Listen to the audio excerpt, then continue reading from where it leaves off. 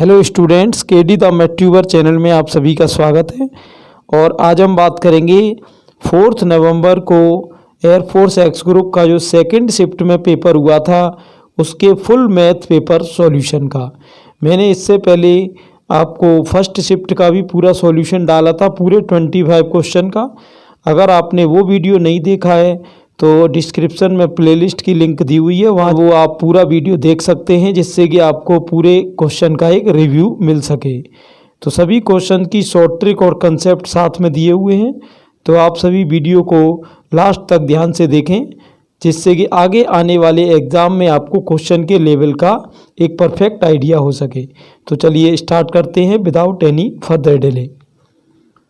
तो यहाँ students tan inverse x plus cot inverse x की वैल्यू पूछी है। ये इन्वर्स ट्रिग्नोमेट्री का क्वेश्चन है। आप सभी जानते हो कि जैसे कि अपन जानते हैं कि sin inverse x plus cos inverse x आ जाए, या tan inverse x plus cot inverse x आ जाए, या students sec inverse x plus cosec inverse x आ जाए। तो इन सभी की वैल्यू एक ही होती है, π/2। तो ये अपने को ध्यान रखना है, कोई से भी वैल्यू आ जाए π/2 ही होगी। तो इस क्वेश्चन का आंसर भी स्टूडेंट्स क्या होगा, π/2 ही रहेगा। नेक्स्ट देखते हैं, जो कि एक डेफिनिट इंटीग्रेशन का क्वेश्चन है। तो ऐसे क्वेश्चन में क्या करते हैं स्टूडेंट्स कि आपको सब्स्टिट्यूशन करना होता है। तो log x को आप t ले लोगे, तो log x का हो जाएगा 1/x dx इक्वल dt। तो देखते हैं अब इसमें क्या सिचुएशन रहेगी। तो यहाँ पर स्टूडेंट्स जब मैं ये लिमिट इसमें रखूँगा तो e जब यहाँ लूँगा तो log e की वैल्यू हो जाएगी 1, और 1 जब रखूँगा तो log 1 की 0। तो नई लिमिट आपकी आ गई। log x की जगह आपका t हो जाएगा, ये t स्क्वायर 1/x dx को आप dt लिख सकते हो। तो t स्क्वायर का यहाँ पर हो जाएगा t³/3, और यहाँ पर ये अब लिमिट लगा देंगे 0, 1। तो ये आप देख सकते हो अपना फाइनल आंसर 1/3 हो रहा है। तो बिल्कुल इजी कंसेप्ट है, आसानी से आप इनको कर सकते थे। चलिए नेक्स्ट क्वेश्चन देखते हैं। नेक्स्ट है अपना n प्राकृत संख्याओं का माध्य ज्ञात करना है स्टूडेंट्स। तो ये बिल्कुल सीधी ट्रिक होती है। कभी भी देखिए, अगर आपसे n प्राकृत संख्याएं जैसे दी हों, ये n नेचुरल नंबर्स हैं, तो n नेचुरल नंबर्स का सम यानी योग पूछा हो तो वो तो स्टूडेंट्स n इंटू n+1/2 हो जाता है। लेकिन अगर इन्हीं का आपसे माध्य या औसत पूछा हो, माध्य या औसत या एवरेज या समांतर माध्य एक ही बात है, तो ये n+1/2 हो जाता है। यहाँ स्टूडेंट्स से क्वेश्चन दिया है sin x की पावर 20। आप इसको यूँ भी लिख सकते हो sin x की पावर 20। इसका सेकंड ऑर्डर डेरिवेटिव पूछा है, तो 2 बार डिफरेंशियल करना है, कोई ख़ास चीज़ नहीं है। तो चलिए पहले मैं इसकी dy/dx निकाल रहा हूँ। तो स्टूडेंट्स यहाँ पावर आगे हो जाएगी, पावर में से आप एक कम कर देंगे, और sin x का डिफरेंशियल cos x हो जाएगा। क्योंकि सेकंड ऑर्डर पूछा है तो एक बार रिपीट करना पड़ेगा। तो रिपीट करेंगे तो स्टूडेंट चलिए देखते हैं, यहाँ पर 20 इंटू साइन की पावर 19 चल रही, कॉस का आपका माइनस साइन एक्स हो जाएगा, और ये आपकी 20 चल ही रहा है, cos x as it is. जब आप इसका करोगे तो वही चीज़ है, पावर आपकी आगे रहेगी और यहाँ पावर में से एक कम हो जाएगा। लेकिन जब आप इसका करोगे तो ये तो पावर का ही हुआ है, साइन का अलग से आपका फिर से कॉस एक्स हो जाएगा। फाइनल लाइन में आप कॉमन ले सकते हैं। तो यहाँ कॉमन स्टूडेंट्स हो रहा है 20 साइन की पावर यहाँ पर 18x। तो अब यहाँ देखते हैं यहाँ पर क्या बचा। पहले पीछे अगर आप देखोगे तो यहाँ तो स्टूडेंट्स अपना बच रहा है यहाँ 19 एंड cos स्क्वायर x, और यहाँ माइनस के साइन की पावर 1 और 19। तो ये आपकी साइन की पावर 20 होगी, जिसमें से आपने 18 बाहर ले ली थी, तो ये स्क्वायर x हो जाएगा। तो ये कुछ पिक्चर हुई कि स्टूडेंट बिल्कुल सिंपल है, सेकंड ऑर्डर डेरिवेटिव है। देखिए अब जैसे कि आपने देखा फर्स्ट शिफ्ट में जो पेपर आया था वो बिल्कुल लो लेवल का आया था, जबकि सेकंड शिफ्ट में जो पेपर आ रहा है वो लेवल थोड़ा सा वैसे तो लो ही है, लेकिन फिर भी एक मीडियम आप इसको लेवल कह सकते हो। जैसे कि अगला क्वेश्चन आप देख सकते हो कि 2D ज्योमेट्री का एक बढ़िया क्वेश्चन है। इसमें एक सर्किल का इक्वेशन दिया है। अब हमें कैसे पता चला कि ये सर्किल है, क्योंकि एक्स स्क्वायर और वाई स्क्वायर के कोफिशिएंट सेम है, तो 100% ये सर्किल यानी वृत्त का इक्वेशन है। अब इसमें बिंदु 1, 2 से अविलंब का समीकरण पूछा है। क्लियर? तो देखते हैं यहाँ पर इसकी देखिए 2 ट्रिक होती हैं। पहले मैं इसको 2 से डिवाइड कर दे रहा हूँ। तो ये स्टूडेंट्स मैंने कर दिया यहाँ पर 2 से डिवाइड। अब यहाँ जब मैं इसकी सर्किल के जो स्टैंडर्ड इक्वेशन होता है x square plus y square plus 2gx plus 2fy plus c equal 0, इससे जब मैं इसकी कंपैरिजन कराऊंगा तो आप देख सकते हो कि g की वैल्यू 5/4 हो रही है, f की वैल्यू आपकी 7/4 हो जाएगी, c की -9/2। और ये जो पॉइंट दे रखे हैं स्टूडेंट्स ये x1 y1, तो जो इक्वेशन ऑफ नॉर्मल होता है जिसको कि हम कहते हैं अविलंब का समीकरण, ये स्टूडेंट्स होता है यहाँ पर y minus y1 equal y1 plus F upon x1 plus G into x minus x1। तो इसमें ये वैल्यू पुट कर देंगे। y1 की वैल्यू आप देख सकते हो कितनी थी 2, और यहाँ y1 2 प्लस एफ हो रहा है 7/4, x1 आपका हो रहा है यहाँ पर स्टूडेंट्स ये 1 प्लस जी की वैल्यू 5/4, और x माइनस x1 की वैल्यू यहाँ पर स्टूडेंट्स हो जाएगी 1। तो ये आपका y माइनस 2 इक्वल, ये कैलकुलेशन कर देंगे तो बिल्कुल सिंपल है। अब देखिए इसकी एक सेकंड ट्रिक और होती है। जैसे अगर आप सेंटर देखो इस सर्किल का तो क्या होगा, माइनस जी माइनस एफ से होगा -5/4 -7/4। अब जो भी ऑप्शन में इक्वेशन ऑफ नॉर्मल दिया हो उसमें आप इसको रख देना, तो ये उसको सेटिस्फाई करेगा, क्योंकि जो इक्वेशन ऑफ नॉर्मल होता है यानी अविलंब वो हमेशा केंद्र से होकर जाता है। तो केंद्र अगर उसको संतुष्ट कर दे तो समझ जाओ वही ऑप्शन है। तो या तो आपको ये फॉर्मूला याद होना चाहिए और या फिर ये प्रॉपर्टी, कैसे भी आप कर सकते हो, इजी है। नेक्स्ट चलते हैं। नेक्स्ट क्वेश्चन है स्टूडेंट्स, ये एक इलिप्स का क्वेश्चन है, दीर्घवृत्त का, और इसमें आपको b की वैल्यू a से ज़्यादा दी हुई है। b की वैल्यू a से ज़्यादा दी होती है तो ये दीर्घवृत्त का आपका टाइप 2 होता है। इसमें e की वैल्यू पूछी है। तो टाइप 2 में आप उत्केंद्रता समीकरण सभी लोग जानते होंगे कि a square equal b square 1 minus e square होता है। तो यहाँ मुझे e की वैल्यू फाइंड आउट करनी है। तो चलिए देखते हैं यहाँ पर। तो यहाँ कुछ स्टूडेंट्स इस तरह से पिक्चर बनेगी। तो ई स्क्वायर इक्वल आप देख सकते हो ये B square minus a square upon b square हो रहा है, और अगर आप इसको अंदर डिवाइड करें तो यहाँ root of 1 minus a square upon b square हो जाएगा। क्लियर? तो बिल्कुल सिंपल है, कोई खास चीज़ नहीं है ये। तो ये आपकी हो गई ई की वैल्यू। ई किसको कहते हैं? उत्केंद्रता, एक्सेंट्रिसिटी। चलते हैं नेक्स्ट क्वेश्चन की तरफ। ये कह रहा मानक विचलन, जिसको कि आप कहते हो स्टूडेंट्स स्टैंडर्ड डेविएशन, यानी मानक विचलन, इसको शॉर्ट में एसडीवी कहते हैं। जबकि ये जो प्रसरण होता है इसको स्टूडेंट्स कहते हैं अपन वेरिएंस। वेरिएंस यानी इसको प्रसरण, कई लोग इसको विचरण भी कहते हैं। इनमें रिलेशन पूछा है तो यहाँ हमेशा स्टूडेंट ध्यान रखना कि मानक विचलन जो होता है वो प्रसरण का यानी वेरिएंस का वर्गमूल होता है। तो ये आपका इन दोनों का रिलेशन आ गया। क्लियर? ये मैंने स्टैटिक्स के वीडियो बनाए थे, उसमें ये सब आपको बता रखा है, कॉमन चीज़ है। नेक्स्ट देखते हैं। यदि समीकरण x square plus B x plus C equal 0 के मूलों का अनुपात अल्फा अनुपात बीटा आर है तो आर प्लस 1 का होल स्क्वायर अपॉन आर की इसमें वैल्यू निकालनी है। तो देखते हैं यहाँ पर ये ध्यान रहे अल्फा अपॉन बीटा की वैल्यू आर दी है, जो कि आप कहीं भी पुट कर सकते हो। चलिए अब मैं ये यहाँ पर इसमें वैल्यू देखता हूँ। तो आप यहाँ पर देख रहे हो कि वैल्यू किसकी पूछी है आपसे वैल्यू स्टूडेंट्स पूछी है आर प्लस 1 का होल स्क्वायर अपॉन आर की। क्लियर? तो देखते हैं यहाँ पिक्चर क्या बनेगी। आर की वैल्यू स्टूडेंट्स क्या है? अल्फा अपॉन बीटा, और ये प्लस 1 का होल स्क्वायर चल रहा है, और यहाँ भी अल्फा अपॉन बीटा। ये तो आप इसको जब होल स्क्वायर खोलोगे स्टूडेंट्स तो ये अल्फा प्लस बीटा का स्क्वायर हो रहा है और अपॉन में बीटा स्क्वायर होगा तो बीटा कैंसिल होके अपॉन में आपका अल्फा बीटा।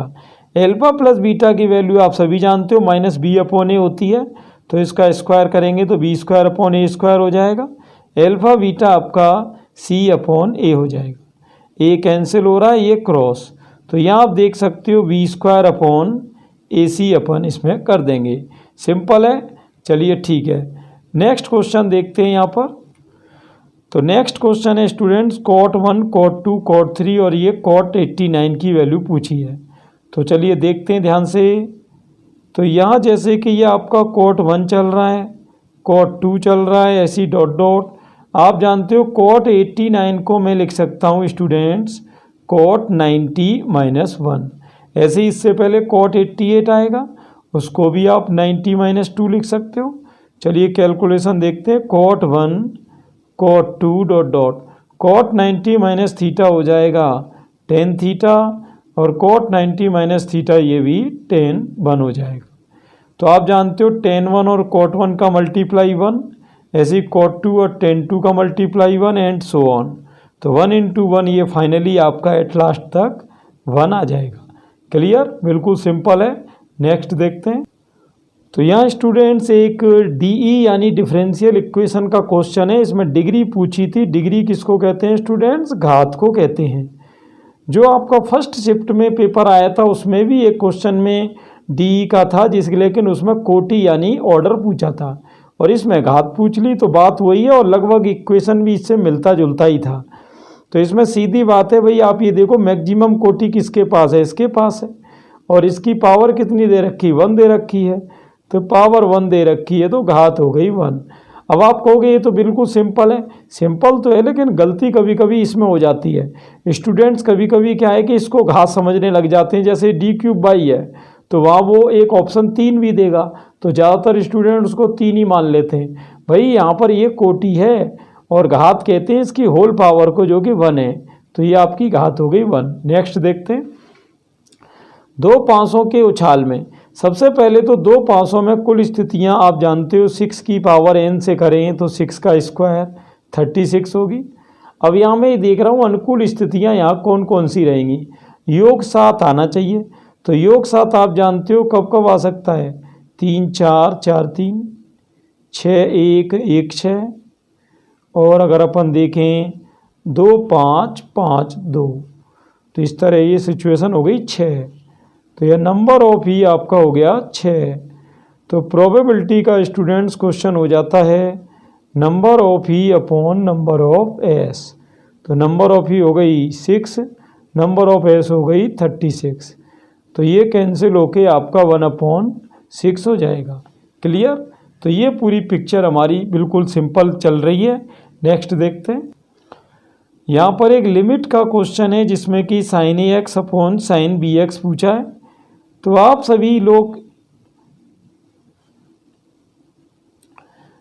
तो यहाँ एक सिंपल क्वेश्चन है जिसमें limit x tends to 0 sin AX upon sin BX पूछा है। आप सभी लोगों ने एक स्टैंडर्ड लिमिट पढ़ी है कि limit x tends to 0 sin AX upon x कहीं आ जाए तो इसकी वैल्यू स्टूडेंट्स a होती है। तो यहाँ इसको बनाने के लिए मैं एक काम करूँगा। पहले आप एक काम कर सकते हो कि ऊपर भी a से डिवाइड कर दो और नीचे भी a से डिवाइड, नीचे bx है तो b से डिवाइड करेंगे। आपको कि डिवाइड किया है तो स्टूडेंट्स इनटू भी करना पड़ेगा। क्लियर? तो यहाँ देखते हैं अब पिक्चर क्या बनेगी। तो जैसा कि आप देख रहे हो कि अभी भी हमारा यहाँ पर मानक सीमा नहीं बन पा रही है। क्लियर? तो यहाँ पर क्या करेंगे कि चलिए x से और इनका डिवाइड कर देते हैं दोनों में। तो अब आप जानते हो ये तो 1 बन गया और ये भी आपका 1 हो गया। तो फाइनल आंसर क्या हो जाएगा? a/b। क्लियर? चलिए ठीक है। अगर आप इस आइडेंटिटी का यूज करते तो फिर आपको a का नहीं करना पड़ता, फिर ये डायरेक्ट हो जाता। कैसे भी कर सकते हो। नेक्स्ट देखते हैं। यहाँ पर स्टूडेंट्स ऐसे क्वेश्चन के लिए मैंने एक प्रॉपर्टी बताई थी जिसका नाम है वेलकम प्रॉपर्टी। अब ये वेलकम प्रॉपर्टी क्या होती है भाई, वो देख लेते हैं। जैसे ये आपकी आई की वैल्यू दी हुई है। क्लियर? तो अगर मैं x की जगह ए प्लस बी माइनस एक्स को रिप्लेस करूं तो यहाँ ए की वैल्यू हो जाएगी स्टूडेंट्स 0, बी की 2 पाई, यानी आपको x की जगह 2 पाई माइनस एक्स रख देना है। और ये ध्यान रहे बेलकम प्रॉपर्टी की ये स्पेशलिटी है कि इससे लिमिट पे कोई चेंज नहीं आएगा। तो चलिए वैल्यू रख देते हैं। तो x की जगह क्या है 2 पाई माइनस एक्स, तो 2 का अंदर इंटू करोगे तो 4 pi minus 2x cos of यहाँ 2 पाई माइनस एक्स हो रहा है। नीचे अगर हम देखें तो a plus b cos of 2 pi minus x हो जाएगा। चलिए ध्यान देंगे 0 से 2 पाई, आप देख रहे हो यहाँ साइन 360 माइनस थीटा क्या होता है माइनस के साइन थीटा, और कॉस 360 माइनस थीटा स्टूडेंट्स ये आपका प्लस का कॉस थीटा हो जाता है। नीचे यहाँ बात करें तो कॉस 360 माइनस थीटा यानी कॉस 360 माइनस थीटा ये भी माइनस कॉस थीटा हो जाता है। तो ये कुछ पिक्चर चल रही है आपकी। ये क्वेश्चन नंबर 2 क्लियर स्टूडेंट्स, ये cos 360 minus theta plus cos theta होगा। तो अब आप देख सकते हो कि बिल्कुल वही सेम सिचुएशन आ गई है। तो यहाँ ये वैल्यू और ये वैल्यू को जब मैं ऐड करूँगा तो ये प्लस की है और ये माइनस की है, तो आपकी फाइनल आंसर i इक्वल 0 आ जाएगा। क्लियर, इसे कहते हैं स्टूडेंट्स वेलकम प्रॉपर्टी। नेक्स्ट देखेंगे अगला क्वेश्चन स्टूडेंट साइन 75 डिग्री का है। ये तो आपको पता ही है कि ये √3 + 1/2√2 होता है।